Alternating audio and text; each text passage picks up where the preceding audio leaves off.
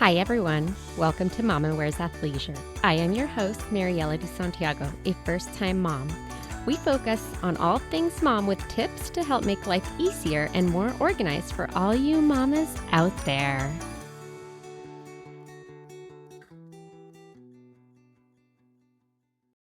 Hi, everyone. Today I'm here with Leanne. Leanne is going to tell us a little bit about herself and sleep training, which I know is a big topic for all of us new moms. Hi, Mariella. Thank you for having me. Yes, it is a huge topic for moms, isn't it? And it's one that can sometimes be surrounded by a lot of confusion as well. So I'm happy to be here.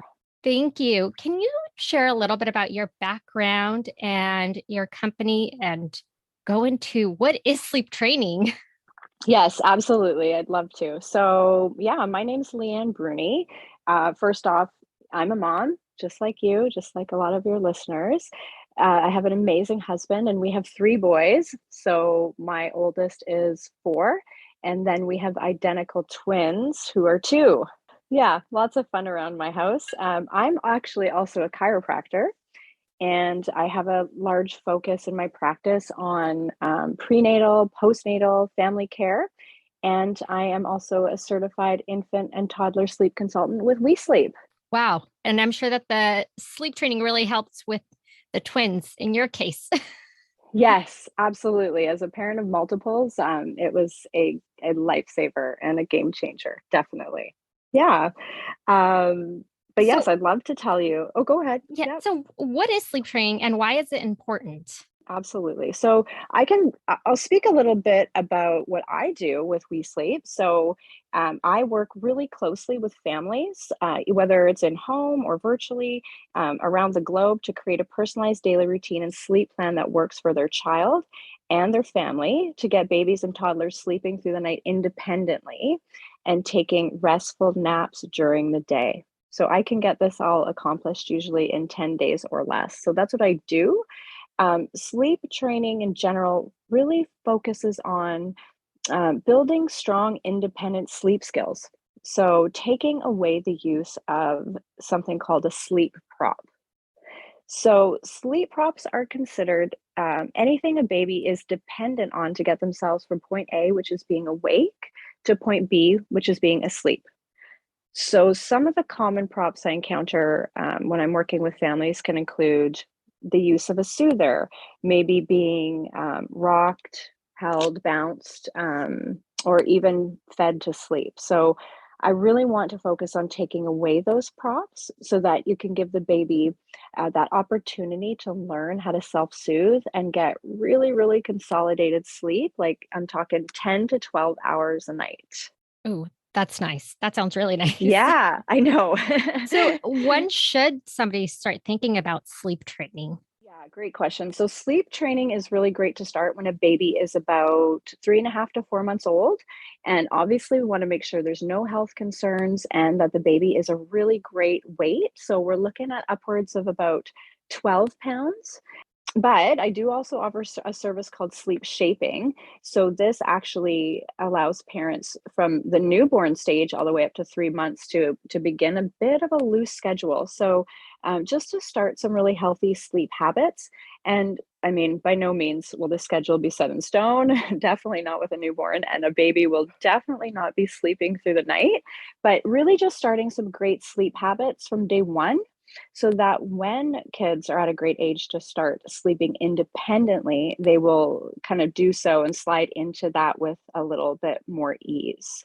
But truly, though, it's never too late. You know, I work with babies from all ages, like up to toddlers, even kiddos who are about 10 years old. We know as adults that sleep is important, and I think we may have all felt it a little bit even as the time change just happened. Sleep is just important in general. It's important for adults, but it's so important for our kids, and we kind of tend to gloss over that a little. It's really well known that sleep is good for growth. Like we're talking neurological, physiological development. It helps the heart. It can affect blood sugar regulation. It helps our kids fight off germs. So, we also know that when a baby is overtired, their bloodstream can be filled with stress hormones like adrenaline and cortisol. So, all of that, right? So, I'm a firm believer that a well-rested baby makes for a healthier, happier child, a happier, set of parents, and a happier home. So parents need to do what they feel is best for their child. And for some parents, co-sleeping is awesome. That really works for them. For some families, having contact naps or even napping on the go works for them if they're really busy. So I was actually a co-sleeping mama until it just didn't work for me anymore. If some of those strategies aren't working or they're not preferred anymore, or say they're just not sustainable, then that's where sleep training comes in. And that's where I come in as a sleep consultant. And giving kiddos those really great skills to learn how to self soothe, it just sets them up for really great sleep from day one for the rest of their lives. I'm glad that you mentioned all of that because my son started sleeping through the night at about 2.5 months. And we were like, oh my gosh, this is amazing. Like, we have this down. And then all of a sudden, a month later or a month and a half later, he stopped doing that. And we were back to being sleep deprived. Like, oh my gosh, what did we do wrong? Yeah, oh no. and and that's when we started to look into sleep training, and it was overwhelming with the amount of information that's out there. So it was kind of like, okay, I had to just shut down and ask friends because there's just so much information and you don't Yes. even know where to start. So it's so nice to just hear you share all of that because it's kind Yeah, of like one place to be able to go and know where to kind of start with your baby. for sure. And I'm really glad you mentioned that too, because especially now as moms, we're so fortunate to have all these communities out there, right? We've got Facebook groups and mom groups, and oh man, I don't think I would have survived without them. But the wealth of knowledge and information is overwhelming. And I will find that when I start to work with some parents, they'll say, oh my goodness, I tried to do this A, B, and C for a few days. But then, I don't know if it was working or it wasn't working or I was unsure. And so, then I kind of stopped and now I'm so frustrated. And that's kind of what can happen. It can lead to frustration for the parents because they don't know if they're doing something right for their child. But then it also leaves the baby feeling really confused because there's this starting, this stopping. So, yes, it's absolutely great to reach out to somebody if you're not sure or you need some help.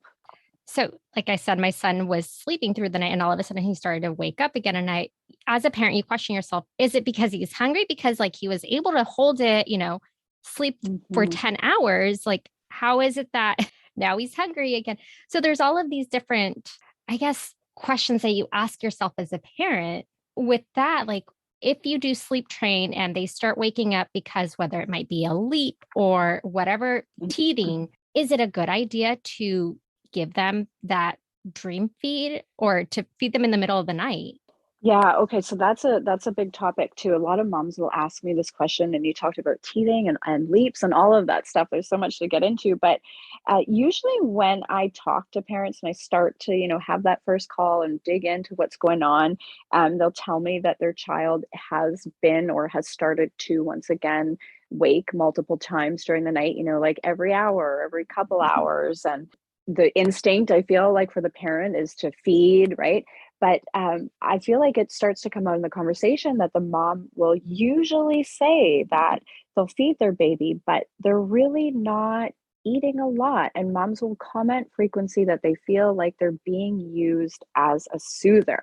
So that tells me right there, if a baby isn't having a lot of that big gulping feed, that they truly don't need that, that they're using that feed as a bit of a prop. So they're depending on it to get them back to sleep. So no, I honestly I would encourage that if you are sleep training your child and they are going through the night, they have already proven to you that they can do it. And adding in that feed on occasion can be very confusing for a child. So we want to be really consistent with that. And we really want to start transferring those calories to the daytime, getting that baby really to eat, having that food and eating during the day. Thank you. That was really useful because I mean, I ask myself that all the time, especially with him teething right now, where Oh, yes. Teething is real. it definitely is a great way to make sure that parents are sleep deprived. Right? And it's so great that we don't remember feeling our teeth coming in because it can't be pleasant. Oh. Ugh, I know. I wish I could take that away for him. Just feel like I could take that pain so he could sleep and then we could all sleep. Exactly, I know. And the thing about teething is, and same thing, with sickness and illness, the real deal behind this is that our babies, our kids, they're going to teethe till they're like 2 years old. Teething is not a great reason to disrupt sleep. In fact, children who sleep through the night have really good self-soothing skills tend to breeze through teething easier because they're not going to wake up as much at night to feel it. And this goes for illness as well. And then during the day, when we're rested as adults, we have a higher tolerance for things. We have a higher tolerance. And same with kids, when they're getting a good rest through the night, they're going to have a higher tolerance for, say, that pain threshold of teething, like all those little life stressors that are going to be thrown at our kids. So I love working with families when things like this pop up because, yes, these little things are going to pop up, and I want to help them tackle some of these challenges so that you can still support your baby while they're going through them, but also keeping sleep on track. I like that you mentioned the self-soothing. For many parents, it's tough to let babies sometimes cry for a little bit, especially as little ones. That one was really hard for me at first, but after, we did the sleep training for, I think, a couple of days, he was able to completely stop because he realized, like, oh, doesn't matter if I cry for 2 minutes. Mom isn't going to come get me right away. I'm okay. I'm safe.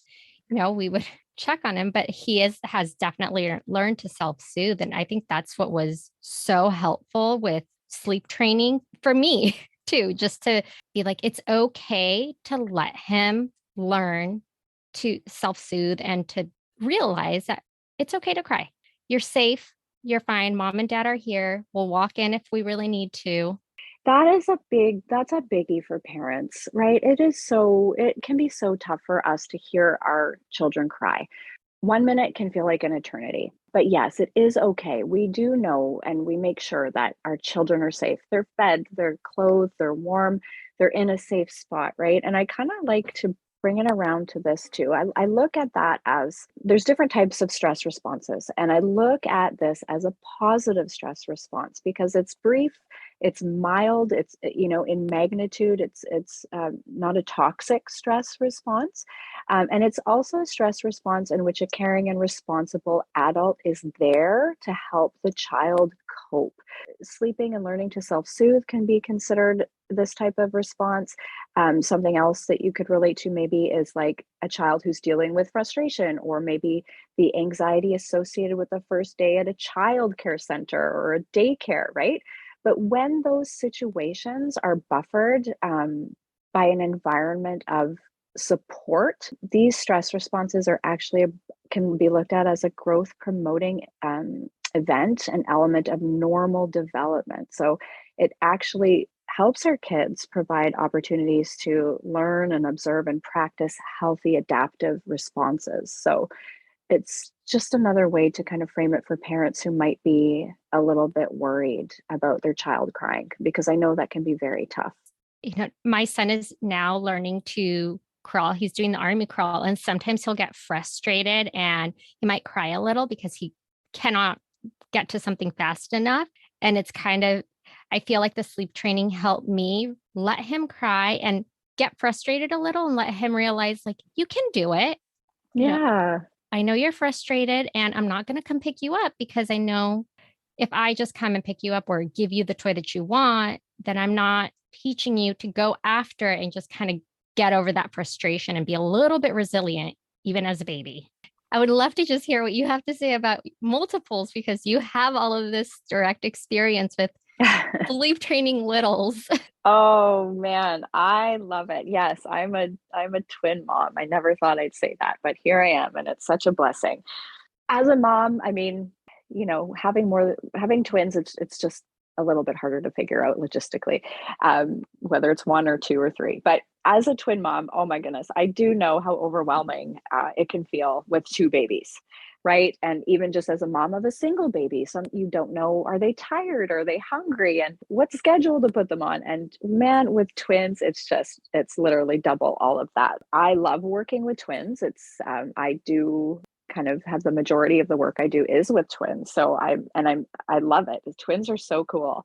And I'm so grateful to help parents of multiples get sleep, get their kids, knowing when to feed, when to sleep, getting them on the same schedule, majority of time working sleep training with both of them in the same room, because twins, like they start interacting in the womb at like, I don't know, 14 weeks or something. So they're so used to each other. They're used to each other's cries, and they're used to being there for each other. So it's really fun sleep training twins. I really enjoy it, and it's absolutely possible. I can only imagine how challenging it is. I have a friend that has twins, and she would tell me stories about, how they had to try to get them on the same schedule, even with like feedings. And you just don't think about that as a No, parent of just one, how hard it is with just one.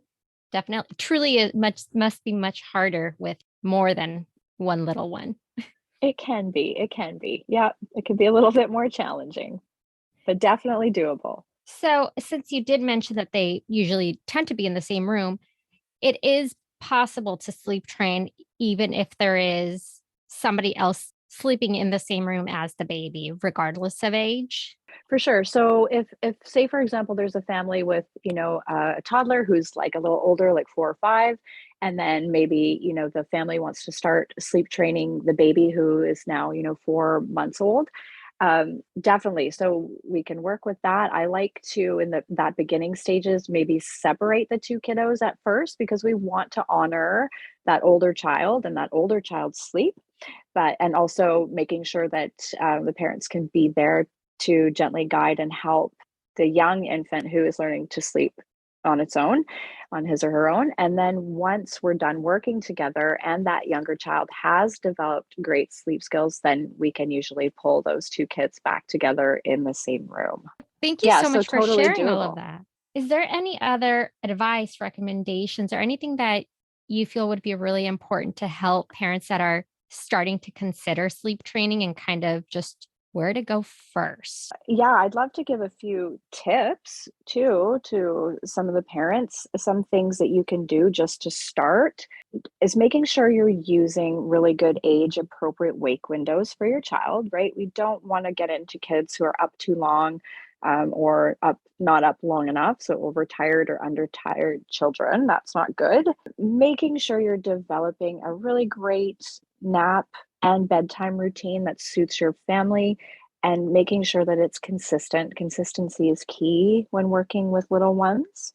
We always want to increase production of melatonin, increase sleep pressure.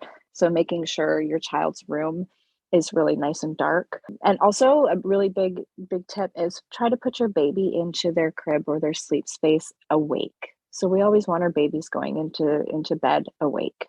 So those are some little tips I have. But I feel like the recommendations or advice that I could give would just be, to follow your gut and intuition as a parent. Do what is best for you and your family. And that can also mean, regardless of what grandma and grandma have to say or other friends may have to say, do what you feel is best for you. And, don't be afraid to reach out if you need help. Sleep does not have to be this elusive thing. Connect with a sleep consultant that you trust. There truly is no badge of honor for being sleep deprived. Know if you need help, it's there, and it can really, really help you be, be more rested, be more patient, and help you be more present in the moment with your kids. Just really do what you feel you need to do. Thank you for all of that.